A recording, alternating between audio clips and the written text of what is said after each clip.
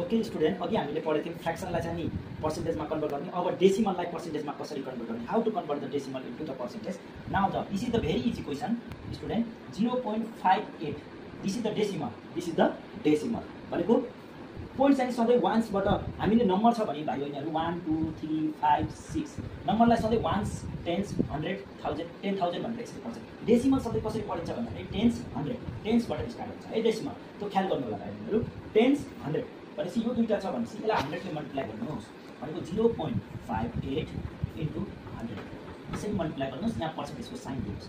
अब 100मा कतिवटा जिरो छ? दुईवटा, यो दुईवटा हो। दुईवटाको अगाडि पोइन्ट गएर बस्छ, दुईवटाको अगाडि भनेपछि यो 100 दुईवटा छ जिरो, हेर्नुहोस् है दुईवटा जिरो छ। यहाँ पनि नम्बर पोइन्ट पछि कतिवटा छ? दुईवटा छ भनेपछि दुईवटा पछि पोइन्ट गएर बस्छ भनेको 58.00 00 पोइन्ट 00 लेखे पनि हुन्छ नलेखे पनि हुन्छ। यसरी हामीले पर्सेन्टेज यसलाई लेखे पनि हुन्छ, नत्र भने 58 मात्र लेख्न पनि हुन्छ। 00 को मिनिङ हुन्न, पोइन्ट पछिको 00000 हजारवटा होस् त्यो मिनिङ हुन्न, लेखे पनि फरक पर्दैन। यसरी हामीले गर्छौँ। अझै हामीले अर्को क्वेसन हेरौँ। यसैमा डिफिकल्ट क्वेसन अघि एक दुईवटा हेर्दै जाऊँ भाइ बहिनीहरू। 1.23 अब यो डेसिमल छ भने यसलाई पर्सेन्टेजमा 1.23 अब पर्सेन्टेज यसरी पर्सेन्टेजमा कन्भर्ट गर्न छ भने के गर्ने? इन्टु 100 गर्नु पहिला भाइ बहिनीहरू, 100ले मल्टिप्लाई गर्ने। अब पोइन्ट पछि कतिवटा छ? दुईवटा छ। दुईवटा भनेपछि यो दुईवटाको यहाँ हेर्नुहोस् है।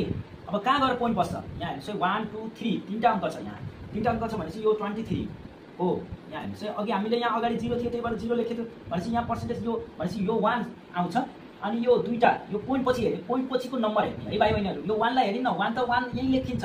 ल लेखियो यहाँ 0 पोइन्ट लेखेर यसरी तपाईँले 0.58 गर्न मिल्दैन। 0.58 गरे पनि त्यही हुन्थ्यो, अगाडिको पोइन्ट हट्थ्यो। यो दुईवटा यहाँ आएर बस्यो 0.58 0.58 0 को मिनिङ हुन्न, त्यही भएर 58 मात्र लेख्यो। यहाँ कति हुन्छ भन्दाखेरि 1 को मिनिङ हुन्छ, त्यही भएर 1 2 2 भाइ बहिनीहरू 2 3%। जस्तै अझै एउटा त्यस्तो डाउट लाग्छ भने जस्तै 5.68 डेसिमल छ। यो क्वेसन मानौँ सी नम्बरको क्वेसन भयो। अब यसलाई कसरी पर्सेन्टेजमा कन्भर्ट गर्ने भन्दाखेरि 5.68 पर्सेन्टेजमा कन्भर्ट गर्नु त मल्टिप्लाई बाई 100 गर्ने हो। डेसिमल भाउस वा फ्र्याक्सन भाउस। त्यसपछि यो दुईवटा छ, यो दुईवटा छ भनेपछि 5 को मिनिङ हुन्छ 5 आयो अनि 68 पर्सेन्टेज। जस्तै हाम्रो 0 को केस पनि एकचोटि हेरौँ भाइ बहिनीहरू, फेरि झुटिन सक्नुहुन्छ। 0.68 हेर्नुहोस् है। अब यसलाई पर्सेन्टेजमा कन्भर्ट गर्नु छ 0.68 इन्टु 100 गर्नुहोस् अनि 100%। अब यहाँ हेर्नुहोस् है, पोइन्ट पछिको दुईवटा अङ्क हेर्नुहोस्, 0 पछि दुईवटा। अब यो 0 को मिनिङ हुन्न, त्यही भएर 068 त लेख्न मिल्छ। अनि दुईवटाको यहाँ गएर पोइन्ट हट्छ, त्यसको पछि 0 लेखे पनि फरक परेन, लेख्न परेन। यसरी पर्सेन्टेज भयो। 0 लेख्न जरुरी छैन, त्यही भएर हामीले 68 मात्र लेख्छौँ। लेखे पनि रङ हुन्न, नलेख्ने। यसरी हामीले सल्भ गरेर क्वेसन गर्छौँ भाइ बहिनीहरू। जस्ता क्वेसन पनि तपाईँले गर्न सक्नुहुन्छ। ओके स्टुडेन्ट, अब पर्सेन्टेजको केस हामीले लगभग भ्यायौँ। कुनै डिफिकल्ट क्वेसन छ भने फेरि त्यसलाई ल्याएर, म्याटेरियलहरू खोजेर ल्याएर तपाईँहरू सामु पेस गर्दछु।